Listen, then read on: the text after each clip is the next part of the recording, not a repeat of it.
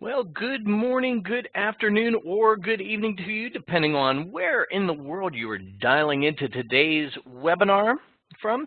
And I'd like to welcome you to this month's Next Level Purchasing Association Members Only webinar. I'm real excited to give this presentation to you today. My name is Charles Dominic. I'm the President, Chief Procurement Officer, and Top Dog here at the Next Level Purchasing Association. And I'm just delighted to be your presenter for today's webinar. Today's webinar is called Keeping Procurement Out of the Doghouse: How to Fulfill the Promise of Great Strategic Sourcing. So before we begin, just want to go over a few housekeeping items. First thing is, if you want the best webinar performance possible, make sure that you close any non-essential applications that you have open right now. This helps to ensure better performance of the webinar system, making sure you see everything and hear everything that we are going to go over today. Now, if you are a certified SPSM in good standing, or if you were enrolled in the SPSM certification program, you have the slides for today's webinar available to you right now. If you log into nextlevelpurchasing.com using your username and password, and then go over to the library tab once you're in the members area, there you will see a link to the slides, which you can download and keep and hopefully refer to many times throughout the years.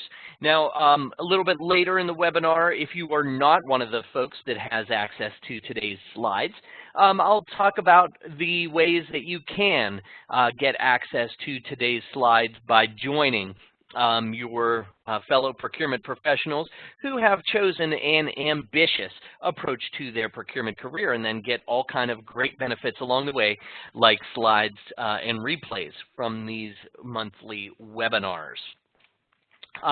Today's webinar will also have begin with a lecture, and then we'll have Q&A at the end. I will cover how to ask your questions when we get to that point in today's presentation. So I think that's all of the introductory stuff we need to cover, so we can get started on today's webinar, which again is called Keeping Procurement Out of the Doghouse: How to Fulfill the Promise of Great Strategic Sourcing. Now, I know that anytime we get a large group of folks like we have today, surely there are going to be plenty of dog lovers. And some of you who may not be in the millennial generation may have had a favorite pastime of having your dog bring you the newspaper, and a lot of people enjoyed that. Now today, news is delivered digitally, so you probably don't want your dog sinking its fangs into your iPad, Kindle Fire, or other device. So it's kind of a lost art, but let's take a look at some newspaper headlines, some fictitious newspaper headlines, and let's imagine that the company that you work for is called Amazing Company. And let's just play a little make-believe. What if there was this headline on your local newspaper, or even a national newspaper? Amazing Company realizes 100% of negotiated savings. Procurement experts call it mind-blowing. Or maybe this headline: Amazing Company, the first business to go full year without a supplier defect. Colleges remove Six Sigma from textbooks. After all, Six Sigma allows for 3.4 defects per million opportunities, and maybe you at Amazing Company have millions of opportunities but haven't experienced a single supplier defect. Imagine that. Or maybe this headline: Resistance to procurement decisions disappears at Amazing Company. Alien abduction not ruled out. So these are some pretty amazing procurement results, right? These are things that we strive for or strive toward, but really never get there. But obviously, we want to set our goals high. We want to be ambitious. We want to achieve those big, hairy, audacious goals. So how do we do that? Well, a lot of tomorrow's supplier success depends on today's good strategic sourcing. So it's hard to have a great supplier if you don't select a great supplier. So tomorrow's success should always be at the forefront of your strategic sourcing decisions. You need to select the right suppliers. Otherwise, you are facing an uphill battle. Now, certainly there's a lot of information about strategic sourcing. The Next Level Purchasing Association provides a course called Saving Strategy Development that is perhaps the most granular, step-by-step approach to learning strategic sourcing. So we're not going to beat strategic sourcing to death here for that reason, and the reason that too often strategic sourcing is the only approach that people take to getting those great supplier results. And really, strategic sourcing is only a part of the equation. Granted, it's an important part of the equation, but it's still only part of the equation. Tomorrow's supplier success depends not only on today's great strategic sourcing, but it also depends on today's great agreement implementation. So we're going to focus on that. So strategic sourcing and its results produce great promise. What's it going to take to fulfill that promise? And it's the way you implement agreements. Future supplier success starts now. So whether you're doing strategic sourcing or you've completed strategic sourcing and you are in the process of implementing those agreements, future supplier success starts now. You need to focus on both strategic sourcing and agreement implementation. And today's webinar will focus on agreement implementation and helping you fulfill the strategic sourcing's promise. Okay. So we're going to talk about implementing agreements and managing supplier relationships. And we're going to start off talking about contract management. There's many pieces of what happens after you sign a deal with a supplier. Contract management is an important one of those. Contract management is putting into place all of the arrangements you've negotiated with the successful supplier. Contract management ensures a few things. It ensures that your obligations are fulfilled. And when I say your obligations, it's not only the supplier's obligations, but it's any obligations your organization has contractually to be fulfilled, even as simple as paying on time. So also, contract management ensures that expected benefits are achieved. When you go into a contractual situation and you complete a strategic sourcing process, the whole thing is you expect to achieve benefits. You expect certain things to happen that are good for your organization. But if you think that strategic sourcing is something that you just stop and move on to something else, you're wrong. There are expected benefits to be achieved, and the only way to ensure that those expected benefits are achieved is to stay on top of that deal, stay on top of that supplier, and make sure that those expected benefits are achieved, that all of the assumptions that went into the savings estimates that strategic sourcing promised actually come to fruition. Now, there are also consequences if you don't manage contracts properly, and they are varied. They can lead to delayed timelines. They can lead to cost overruns. They can lead to a bunch of bad things if no one is minding the store, so to speak. So it's important not to ignore contract management. And in my book, The Procurement Game Plan, I wrote that contract management is one of the most underrated aspects of procurement. You know, when we talk about what procurement gets recognized for, a lot of what procurement gets recognized for are things like strategic sourcing and negotiation. You know, those are exciting things because they allow you to make the first estimates as far as how much money the organization will save. Those things culminate in the reporting of bottom line benefit to your organization for the first time, and that's so exciting to hear something for the first time. And it's like, wow, this is what's happening. This is the first time we're hearing it. But here's the thing. Strategic sourcing and negotiation are not the be-all, end-all. In fact, sourcing and negotiation only result in estimated savings. Let's think about that for a minute.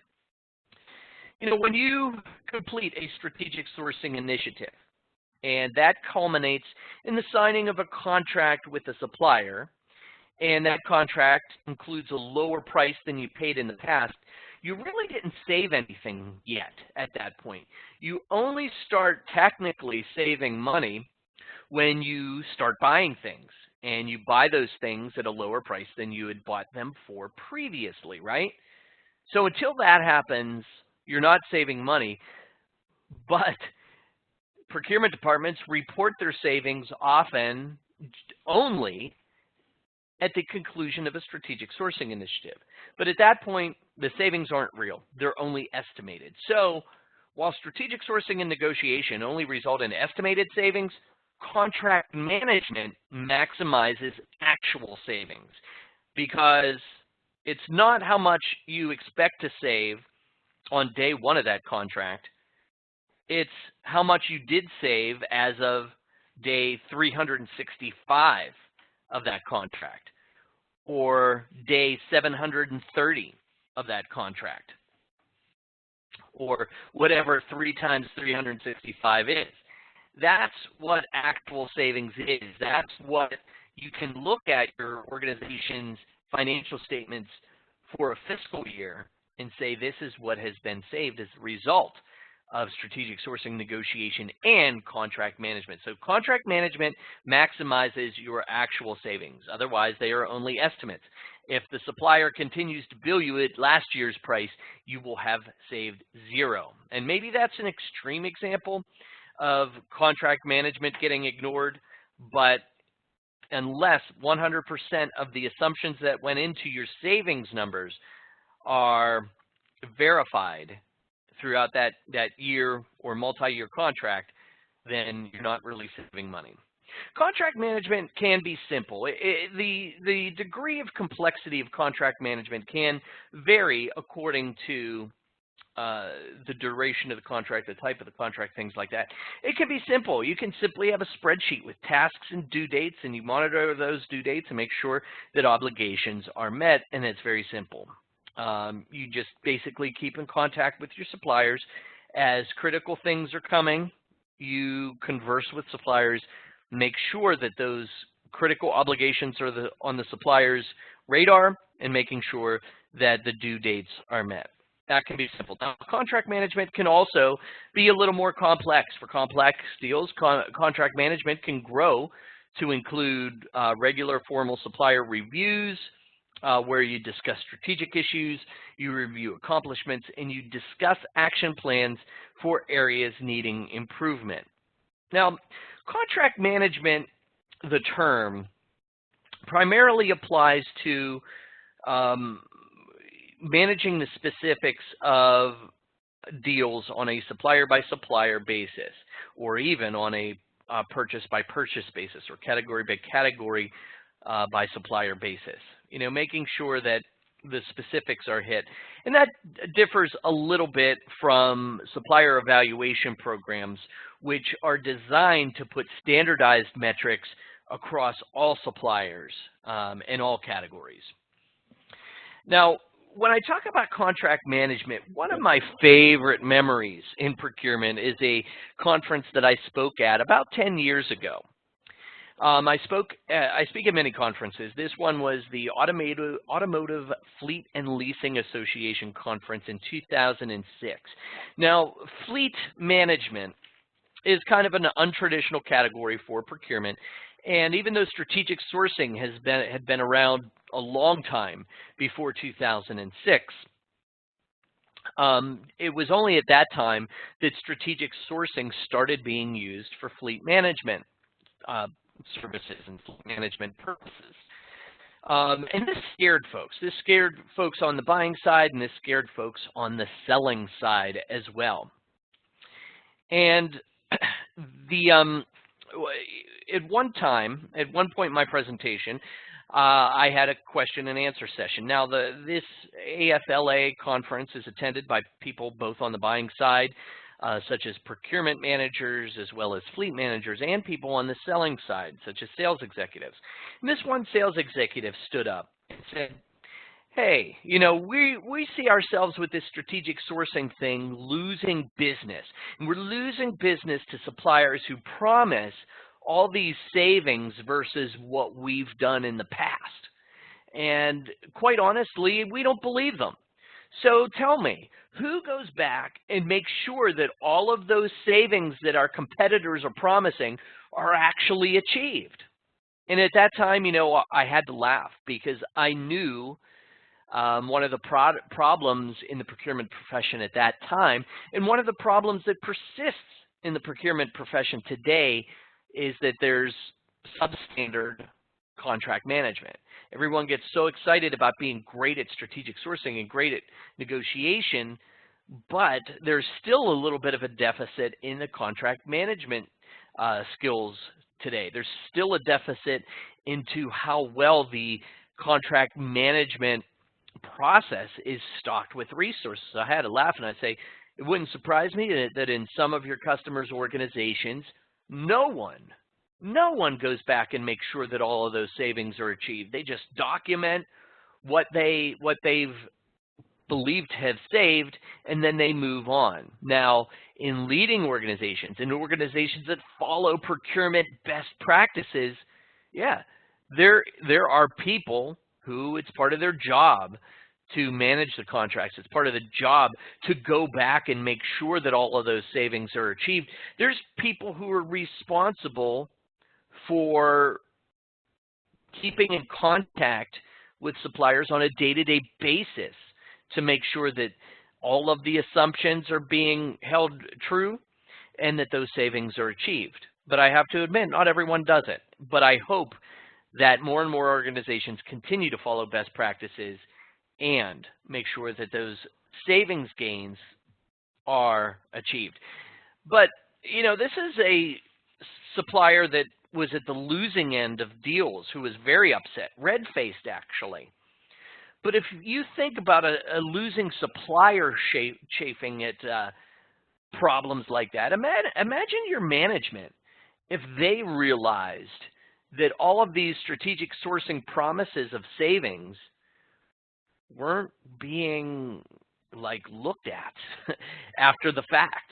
There was no one going back and making sure that all of those savings were actually achieved. No one was going back to compare actuals to estimates. Imagine how mad management will be. Well, you know what? If it's something that losing suppliers think about, it's something that senior management could think about, and you better be prepared to defend how well you are managing the contracts. So just something to think about there. Now, one of the threats to savings is leakage, something called leakage. Leakage is the failure to achieve cost savings potential. Leakage is the difference between what you estimate that you will save at the moment you conclude a strategic sourcing process and the amount you actually save when that contract expires. Leakage poses a real threat to procurement's credibility because if you estimate savings that never comes to fruition, people, management, stakeholders, end users, they will all call procurement's credibility into question and will have a problem believing any value that you claim to be bringing to the table. Now, a common source of leakage is when an enterprise-wide contract is awarded, but employees continue to buy from non-contracted competitors to the contracted supplier, and that's called maverick buying. Now, there are reasons that leakage happens. Those reasons can be psychological, and those psychological reasons affect your stakeholders. They may feel that it's inconvenient to buy from contracted suppliers. It's just more convenient for them for one reason or other to continue to buy from who they've already bought from. And that may be true, that may not be true, but it's something that you need to consider, because if you know that inconvenience is a reason for leakage, you can start analyzing it and addressing it. Also, fear. The old classic, the devil you know is better than the devil you don't. You know, there's a fear of change naturally, and there's a fear of change of using a new supplier. So fear is a reason that your internal customers continue to buy from suppliers that you do not approve. So you need to address that. There's also internal reasons for leakage. And when I say internal reasons for leakage, I mean these are situations where leakage is your fault, procurement professional. An internal reason for leakage is insufficient communication.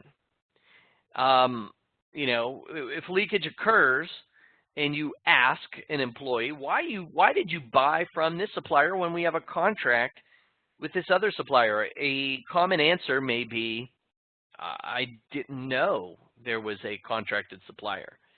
Well, the onus is on the procurement department to tell everyone who has buying responsibility, buying capability, buying authority, that there's a supplier that they should be buying from and that there are certain suppliers who they shouldn't be buying from. So make sure that you are not at fault for leakage. And also a lack of trust. You know, we talked about procurement's credibility. And procurement departments have varying degrees of credibility.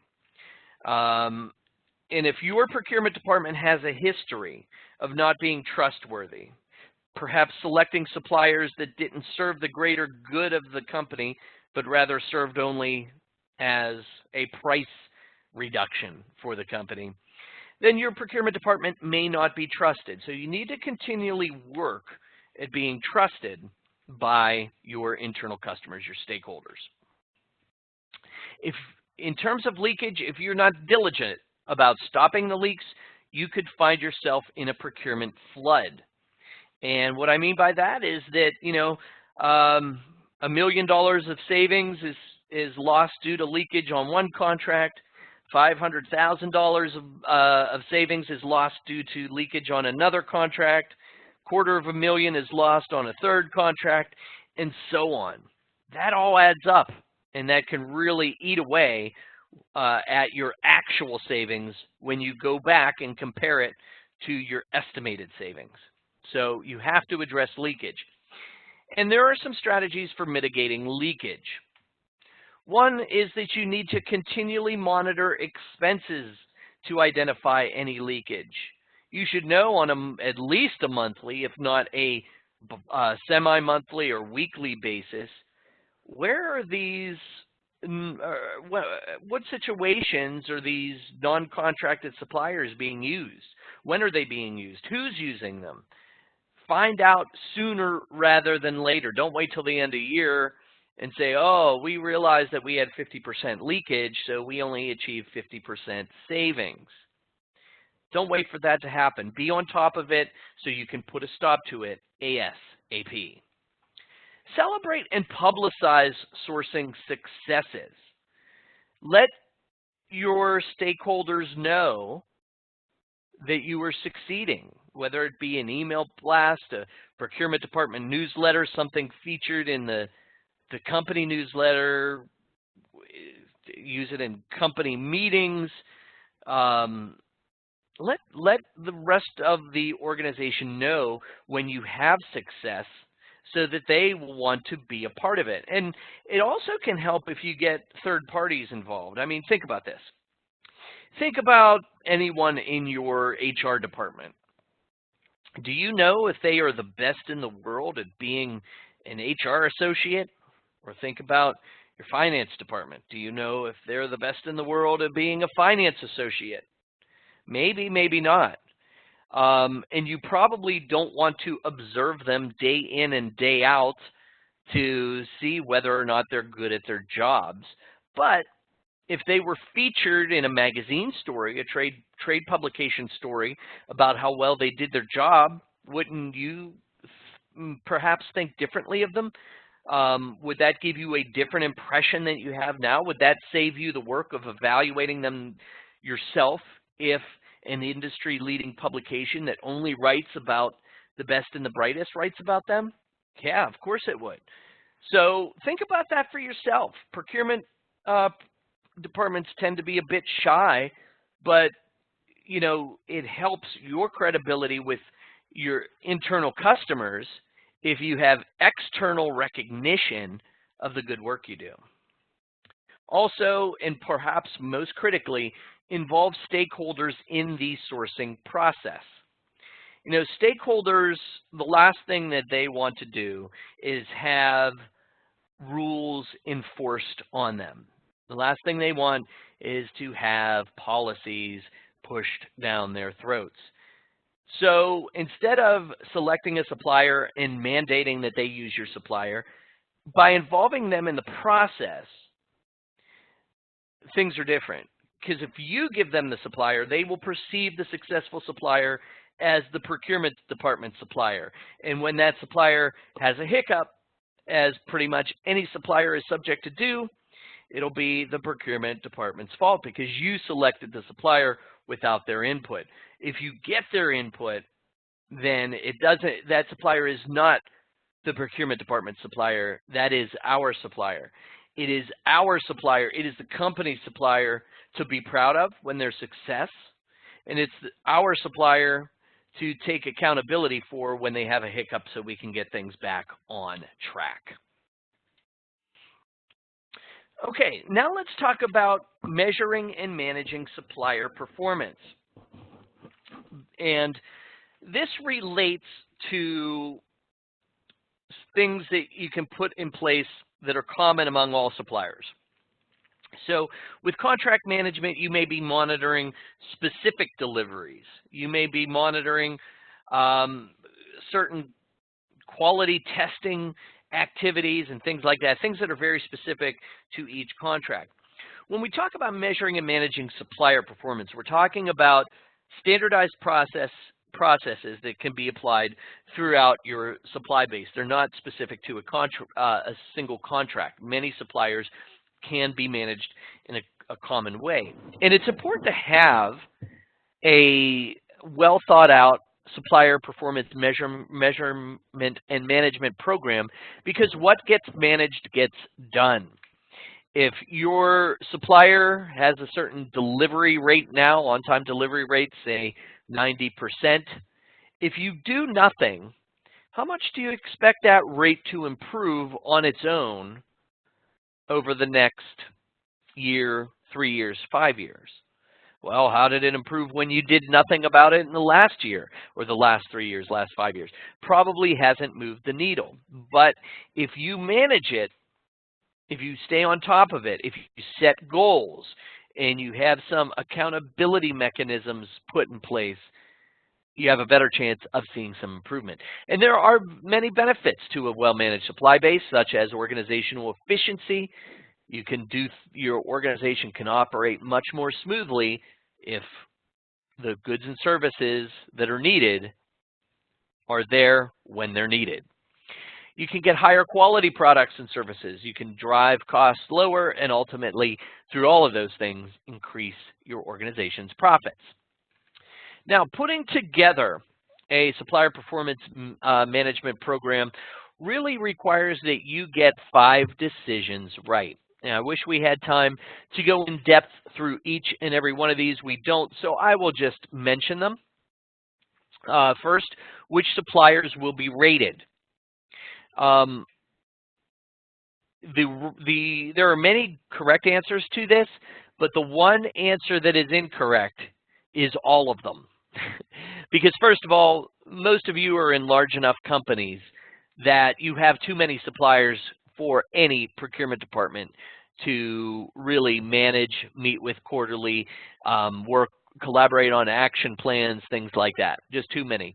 Focus on the most critical suppliers, and they can be defined by highest spend, and they should also include suppliers that are critical to your organization's operations, even though they may not be the highest spend suppliers. Second is who will rate the suppliers. And yes, the procurement department will rate the suppliers, but you also need to involve your end users, the people whose day-to-day work is impacted by whether or not a product or service is delivered correctly, performed correctly, things like that. You need to solicit all of that input from the people who are there on a day-to-day basis, dealing with the suppliers and their products and services. Number 3 is what performance measures will you use? Now, if you start Googling procurement performance measures or supplier performance measures and start keeping track of all of them that are out there, you will have hundreds and be overwhelmed with them. I don't recommend using every performance measure that you can possibly find. I recommend a good starting point is just 4: cost, delivery, service, and quality. And then, you know, there are various metrics for each of those that you can figure out which one is the right one to use. How will you collect performance data? This can range from the least automated approaches to the most automated approaches. You know, you can use system data where it exists for things like on-time delivery, perhaps quality defects, things like that.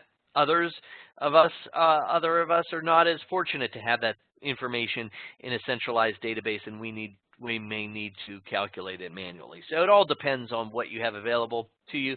And number 5 is how will you use performance data? And this is perhaps the most important question, because even if you get all of the right answers to the first 4 and make the perfect decisions on the first 4 decisions, none of that will really matter unless you get number 5 right.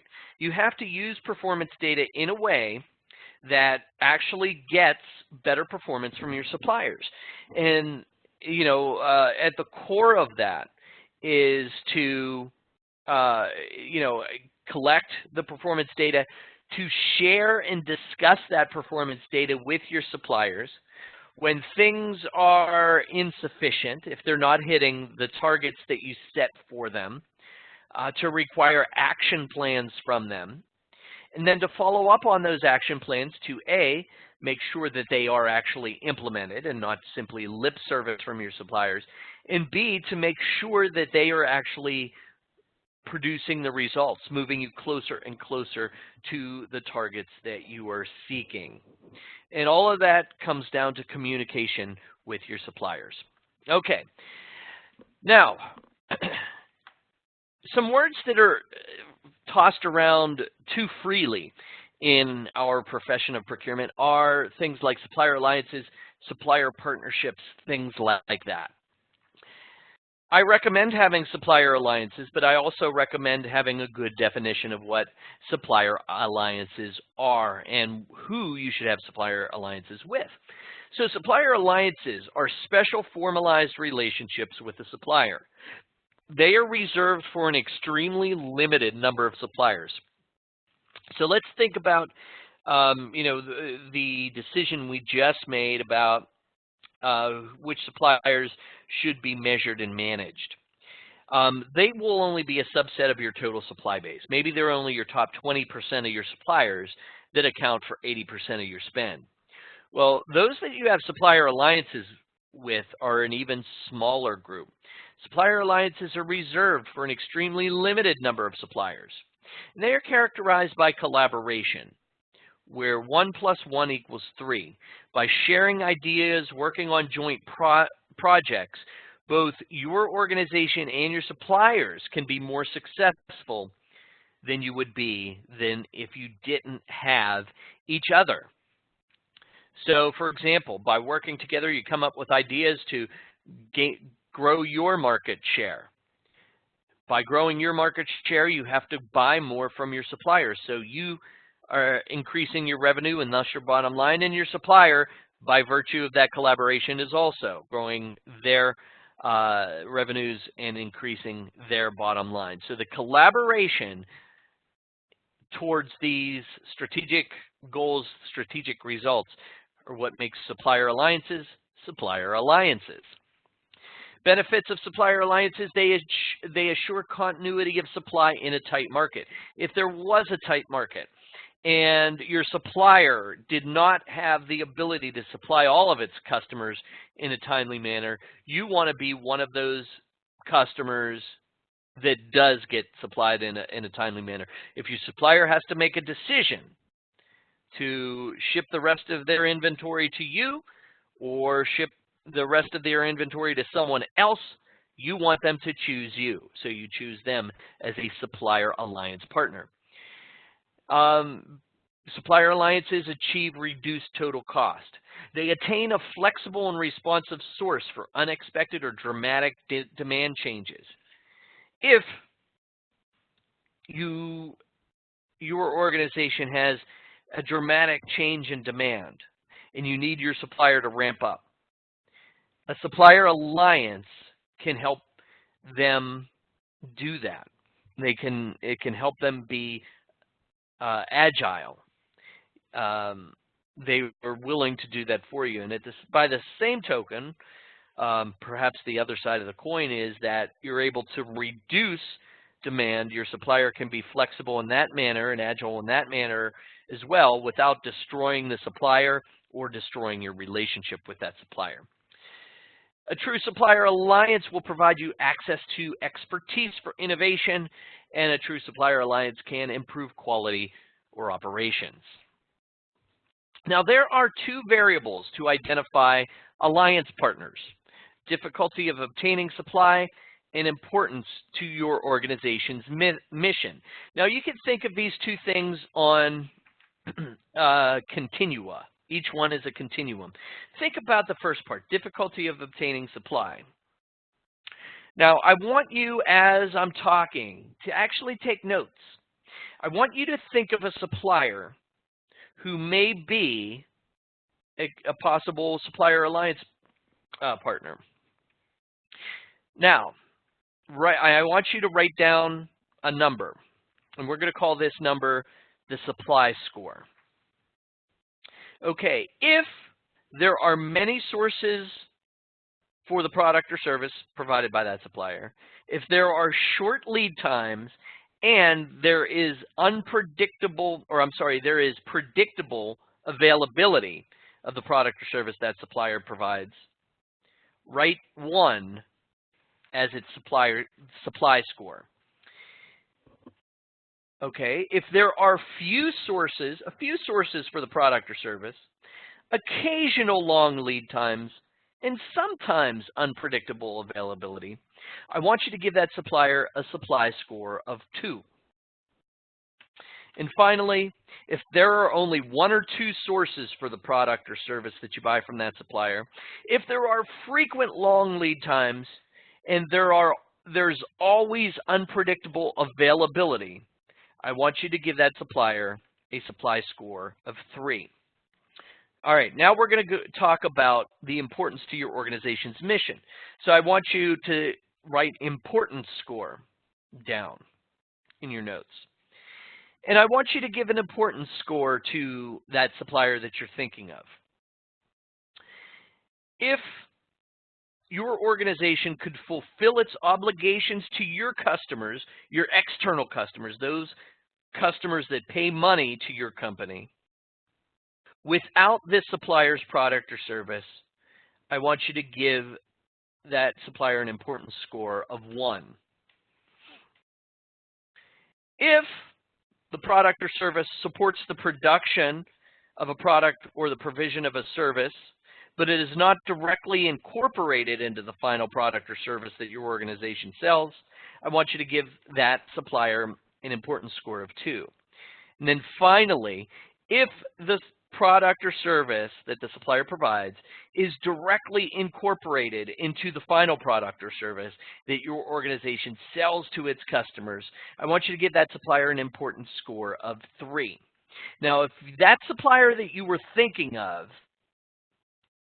has a supply score of 3 and an importance score of 3, that truly is a good supplier alliance candidate for you, and you should, if you're not already, you should take steps to work as closely as possible with that supplier.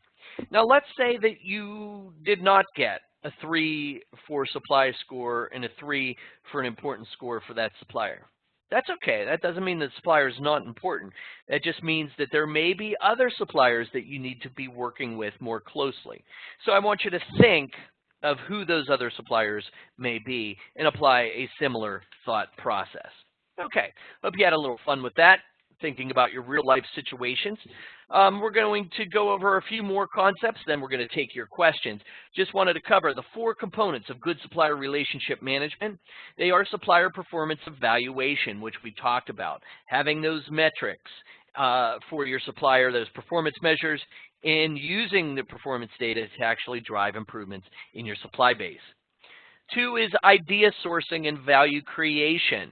This is where you actively seek ideas from your suppliers about how your organization could be more successful. And I'm going to talk about a few questions you can ask near the end of this webinar. Number 3 is supplier development. You know, the supplier development is working with your suppliers, certain suppliers, usually small suppliers, sometimes large suppliers, but working closely with suppliers and providing resources to your suppliers, including perhaps lending them an expert from your organization now and then to help them develop their capabilities, to not only get better at what they do, but to be able to do things that they're not capable of doing today. And, you know, I always hear about problems with sole source situations. Well, supplier development is a way of combating a sole source situation by creating another alternative source. And finally, the 4th component of good supplier relationship management is a joint review of purchase costs, where you look at not only what you're spending your money on, but what your suppliers are spending their money on, and looking for opportunities. Would it be better if one of you bought the goods or services that the other buys on their behalf? Could you go in jointly on a contract? Could you piggyback on their pricing? Things like that.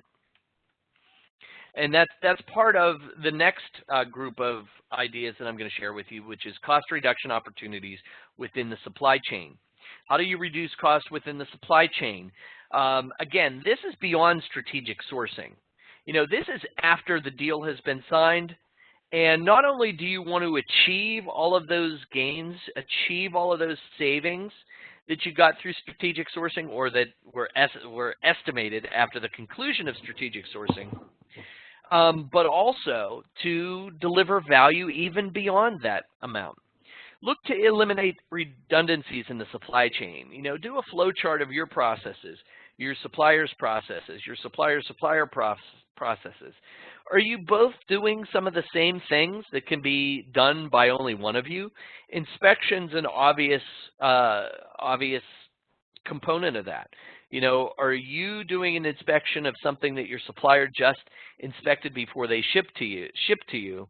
And if so, can you eliminate that redundancy? Number 2 is shift tasks to the most efficient supply chain partner. Maybe there's not that redundancy, but maybe you're doing something, your organization is doing something that your supplier could do better or cheaper. Or maybe your supplier's supplier is doing something that they do that they could become better or cheaper. Shift tasks to whoever does it best. Number 3 is leverage the supply chain's buying power. If you're buying certain goods or materials and your supplier, your first tier supplier is also buying the same materials and the second tier supplier is also buying those same materials, can those be combined to leverage the supply chain's buying power, driving your costs down?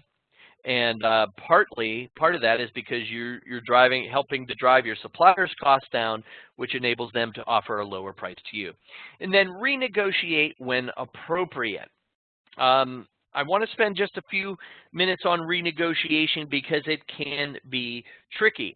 In procurement, we often assume that when we renegotiate, the only thing that will change is the price. We'll get everything the same, and we'll just pay less for it. But that is not the mentality that your suppliers have when you approach them to adjust their agreed upon price downward. They think that you, the buyer, is desperate to cut costs so they can cut corners. You know, they will think, oh, well, if they want a lower cost, they won't mind if we don't do this or if we substitute that, things like that. So always be sure when you're renegotiating to reiterate in very specific terms your expectations for quality, specifications, delivery, and service. I mentioned sourcing ideas, and suppliers can be a valuable source of ideas. You know, if you think about it, think about your organization and how it innovates, how it grows its market share, how it gains a competitive advantage.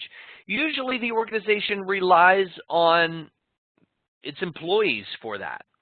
So your organization may have hundreds or thousands, maybe tens of thousands of employees. And that could be a great source of ideas. But think about your organization and its supply base. You know, just a single supplier may have hundreds or thousands or tens of thousands of employees. And then think of all of your top suppliers who may also have thousands or tens of thousands of employees. When you think about all of those employees in your ecosystem, that represents a lot of brains from which great ideas can come. So tap into your supply base. Seek ideas from them. You know, surveys are one way of efficiently collecting information, but there's often no substitute for having one-on-one personal conversations. You know, some things that you can ask the supply base. What are we not doing that others are? You know, maybe you designed your processes in 1995, and at that time they were state-of-the-art processes. But today, people may be doing things differently, and you've just always done things the same way. So your suppliers see your organization operate. They also see others in your industry operate. They also see others in other industries operate.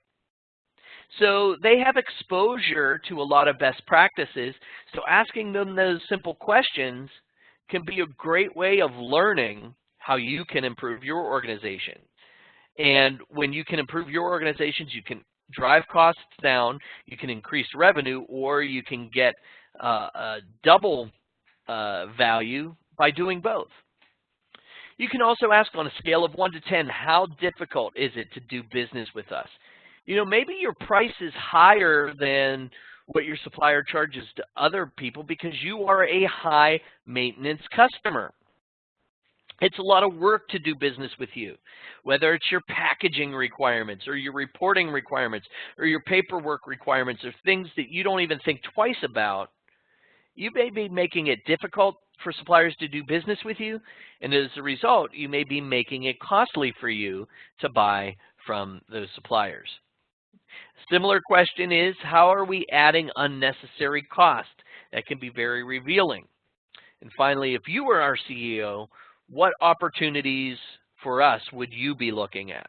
All valuable conversation starters. Now, it'd be great to think that when you do business with a supplier, that things work smoothly forever. But we all know that even with the best of suppliers, even in the best of relationships, conflicts arise.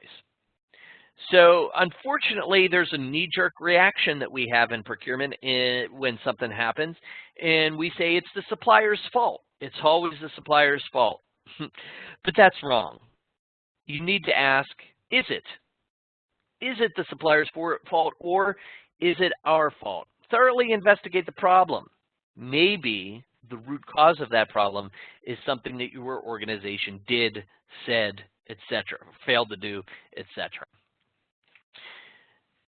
And that can cause supplier relationships to falter. There are a number of other reasons why supplier relationships falter. So you don't want those relationships to falter. You want to build those relationships. You want to get the most out of those relationships. You want to add value so that your actual contribution to the organization's bottom line not only achieves and fulfills the promises that strategic sourcing made, but it exceeds it. Good supplier performance equals good procurement performances. If your suppliers are performing great, that means that you are doing a good job in procurement. So you need to foster positive, productive supplier relationships. These relationships can falter when there are unclear expectations, when there's opportunistic behavior, and this happens on both sides. You know, you may criticize a supplier for saying, for charging you rush fees because they know they can get it because they know you were desperate at 4 o'clock on a Friday. That's opportunistic. But are you doing the same thing? If there's a minor blemish on a product, are you requiring your supplier to replace it and overnight it to you when you could use the original product? That opportunistic behavior works two ways. What I feel is the biggest reason that the supplier relationships falter is that there's a poor selection methodology. If you choose the wrong supplier, it's hard to make them right. You have to start with good strategic sourcing to select the right supplier. So we talked about all of those things. One last thing on poor selection methodology. I think that we all need to adjust our psychology when it comes to supplier failures. We need to adopt the mentality that if it's the supplier's fault, it's really my fault. Because if we have this mentality, I think we'll hold ourselves accountable for supplier performance. We'll do whatever we can to make sure that our companies, that our organizations are being supported properly by the supply base. We'll take personal responsibility for it, and we will get it done. And if we catch ourselves saying it's the supplier's fault, if we catch ourselves pointing our fingers at the supplier, we will turn those fingers right around at ourselves and we'll say, if it's the supplier's fault, it's really my fault. I should have better managed that supplier, or I should have chosen a better supplier. It's my fault. And on my blog several years ago, I gave an example when I took my family to the Pirates game, and we were supposed to get free jerseys as a promotion that day. And instead of getting a cool-looking free jersey when we walked through the gate, instead we got a cheap-looking T-shirt and this card. And this card says, "Dear valued Pirates fan, due to a delay on the part of our vendor, the Freddie Sanchez replica jersey that you were to receive today will be mailed to you within 6 to 8 weeks. Simply complete and mail in the promotional rain check card that's attached to this notice, and the jersey will be delivered to your doorstep.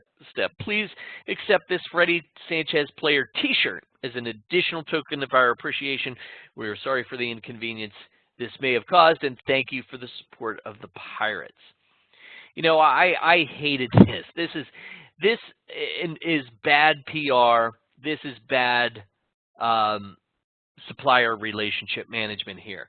When you start off an apology with due to a delay on the part of our vendor, pointing that finger at the vendor. I don't like it. I don't like it at all. And this is an example where the organization it kind of embarrassed its vendor publicly to its customers. And in my opinion, that is just not cool. Again, adopt a philosophy where if you start to think it's the supplier's fault, instead think it's my fault. I need to learn how to avoid situations like this. I need to do the work to prevent these situations from happening. Alrighty, it is time for your questions. We have about 3 to 5 minutes for any questions that you may have today. Please turn your attention to the corner of your WebEx console. There you will see a Q&A section with a blank space in which you can type your question and hit the send button to send it to me. I will read your question aloud right here on today's webinar and answer it live. So now's the time to do it. We have a limited amount of time for questions and answers, so I encourage you to submit your questions right away. Now, one of the common questions that we get from people who may have missed the early part of today's webinar when I discussed how our SPSMs and those enrolled in the SPSM certification program get the slides from today's webinar. I will answer that common question now. How can I get the slides from today's webinar? Well, the slides from today's webinar are available to folks who have a certain enrollment with us as bonuses. You know, attending these webinars is part of a free membership, but the slides and the replays are part of other programs that we offer. First of all, if you are SPSM certified, you get the slides. You just have to log into the website using your username and password, navigate to the library tab. You can find not only slides from today's webinar, but slides from most of the webinars that we've done over the past 5+ years. If you are enrolled in the SPSM certification program, or if you don't have one of these special access privileges, I'll talk about the plans you can enroll in to get slides from today's webinar. First, there's the SPSM certification program. You will get access to webinar slides and on-demand replays of these webinars. You will get access to various templates, such as an RFP template, cost savings reporting template, things like that. You will get transcriptions from interviews that we've done with procurement experts. And of course, you get all of the components of the certification program. They include 6 online courses that you have to pass to become eligible to earn the prestigious SPSM certification that the best and brightest procurement professionals in the world have earned. The cost of enrolling in the SPSM certification program is $1,159 per person. And an alternative for those who want even more value is the All Access plan. Like the SPSM certification program, you get the webinar slides and on-demand replays.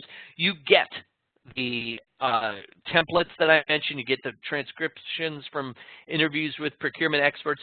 But you also get 42 online courses that the Next Level Purchasing Association offers. That's over 150 hours of online training that you can access. And that qualifies you to test for all of the current levels of certification that are available. The SPSM, the higher level SPSM2, the current highest level SPSM3 certification. The cost of that is $2,199 per person. You get all of that, and that's not even twice the price of the cost of the certification program, but certainly way more than twice the value. If you wanted more information on these programs, There's a phone number and email address on the bottom of your screen. And also, if you have groups of 4 or more, discounts apply. So contact us to ask about those discounts. I'll leave that slide up as I go through the questions that have rolled in. And let's see what you good folks have asked today.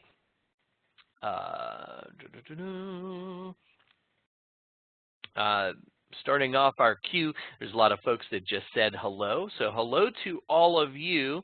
Let's see.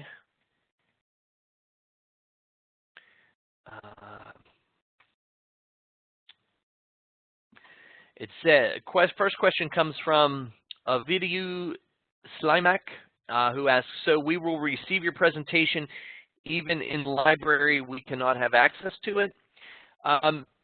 You will, thanks for the question, you will have access to the slides and the replay of it if you are SPSM certified, if you are enrolled in the SPSM certification program, or if you are in the All Access plan. If you just have the free basic membership, you can attend live, but you don't get the slides or the replays. So it's a great reason to upgrade. If there wasn't enough value in being certified alone and all of the benefits that that brings to you, you get all of those other goodies as well. Let's see what's next. Next question comes from Samson Egbukunle. Sorry if I mispronounced your last name, Samson. Samson asks, I manage a contract that is almost 3 years old. Baseline keep reducing every year, and I expected to report savings. I've reduced prices to the barest minimum over the years. What is the best way to go about it? Well, I think there's a key in your question there, Samson, and that's you've reduced prices to the bare minimum over the years. That's when you have to look at other ways of delivering value, such as those cost reduction opportunities within the supply chain, collaboration, things like that. You know, you need to go to your supply base and strategize ways that you not only have to reduce costs. Cost is only one way of boosting profit. The other way is increasing revenue. So how can you work with your suppliers on new ideas that will help your organization get a competitive advantage, help your organization increase its market share, and thus increase revenue, which will also increase profit? I hope that helps, Samson. Jennifer Robitaille asks me to reiterate the 4 main performance measures to use, and those are as follows: cost, delivery, quality, and service. Those 4 are the core of any supplier performance measurement and management program. If you measure nothing else, measure those 4. If you're just getting started, start with those 4. You can always add more later, but the thing that I see happen is that when you use too many, at least at first, you can dilute what is really important. So you need to start with those 4. Thanks for asking me to repeat those, Jennifer. Appreciate that. Okay.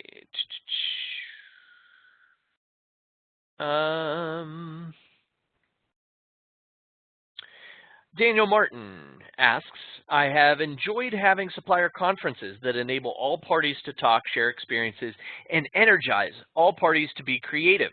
Discussion moves to removing waste, introducing new concepts, products that organizations did not know about. Thoughts? Daniel, I think that's awesome. I think supplier conferences, while that's kind of an additional topic all to itself, it's a great idea. There's nothing like having a face-to-face discussion because it brings about inspiration that you may not get by responding to a survey or receiving an email. Supplier conferences are great, and they really do bring out creativity. I encourage I encourage that, and I thank you for sharing your experiences with me and with others so that they can benefit as well. Okay, let's see what we have next.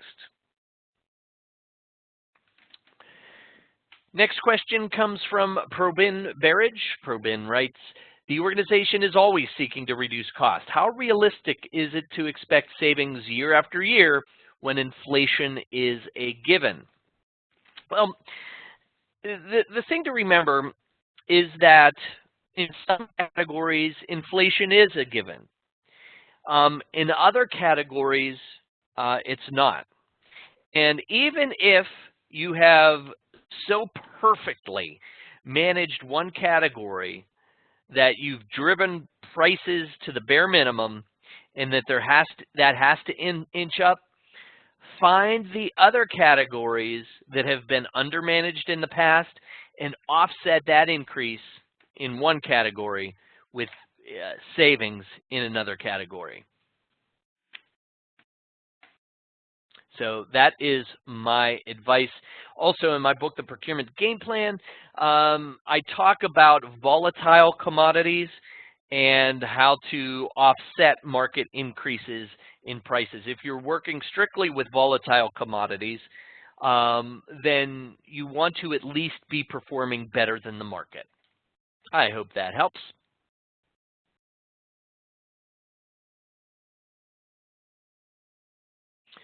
Next question comes from Jay Garcia Junius. And the question is, public procurement does not allow you to have a long-term agreement with the supplier. It restricts public procurement professionals to one-year agreements. With just 1 year, how can we achieve true supplier alliances? Well, I got to say, that is difficult. I am not a fan of overly restricted government procurement, I got to tell you.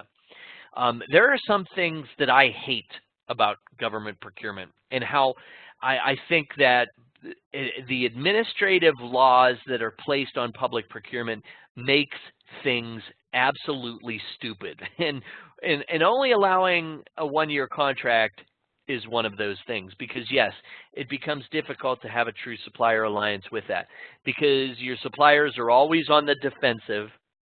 They know that you have no loyalty to them, so the last thing that they want to do is commit any resources to you towards helping you because they know you can drop them like a dead dog, so to speak,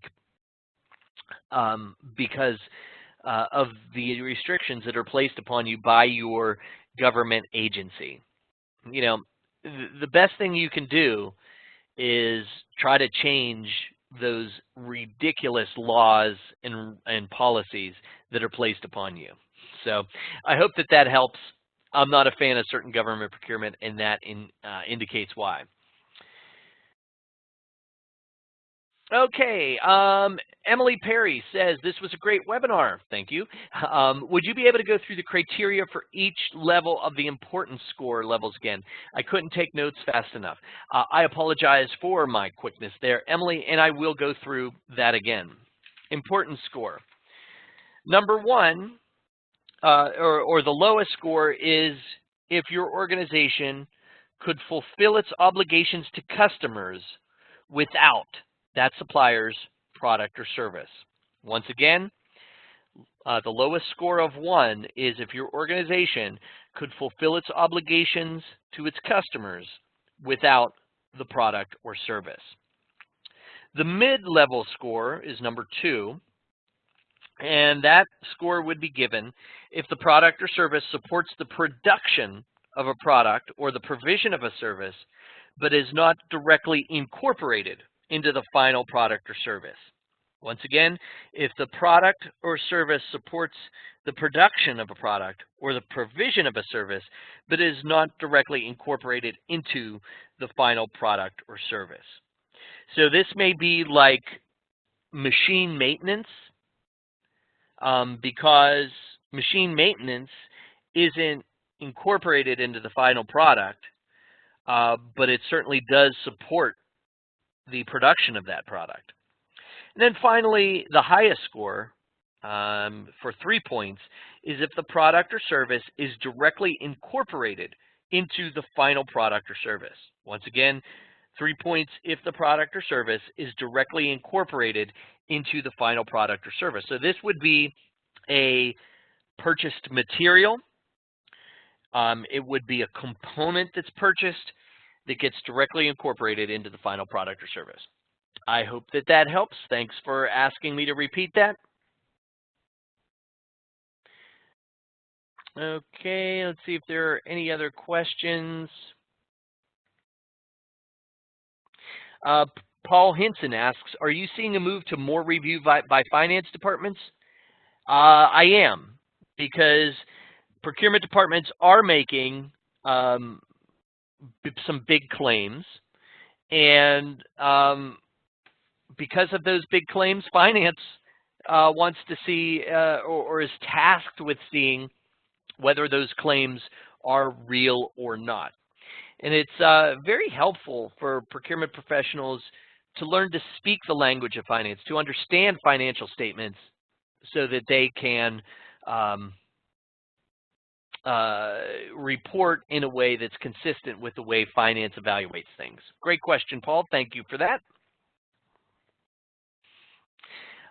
Bill Albrecht asks, will you be covering how to start a supplier development program? Not in this webinar, Bill. We do offer 2 online express courses called Supplier Development Program Basics, Part 1 and Part 2. Those are just $19 each, and that covers how to start a supplier development program. That's about 2 hours worth of training, so obviously we could not include that in today's webinar. But thanks for asking for about that. Let's see, a lot of comments here. Thanks for all the great feedback, everyone. See if there are any more questions before we wrap up here. Looks like we have one more question. Actually, just 3 more comments that I'll read, and then we'll wrap things up. Ernestine Tiki says, thanks for the presentation. It was really great. Being contract manager on the supplier side makes me really know what my customers are expecting and working towards delivering better services. Great. I'm glad that helps shed some positive light on things. Paul Hinson writes, amen on government contract comments. Thanks, Paul. I tend to get passionate about the stupidity of some government contract requirements, and I apologize, but you know, there are a lot of public sector best practices that governments need to be implementing sooner rather than later. And then Emily Perry writes back, fantastic. Thank you so much. Emily, you are very welcome. So that wraps things up, everyone. Thank you so much for sticking with me. I hope you've gotten benefit out of today's webinar. We went long past our deadline, but I hope that the extra time has certainly helped you. I am here to help you in all your procurement needs, and I hope that you've gained great benefit from today's webinar and that you'll take it back. Watch your email in a couple of weeks for the July edition of Leading Edge Supply Management Magazine. That's a free benefit of your free basic membership in the Next Level Purchasing Association.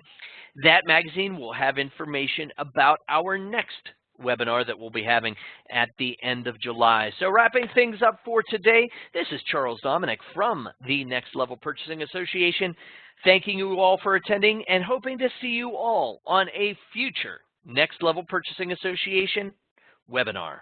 Good day, everyone.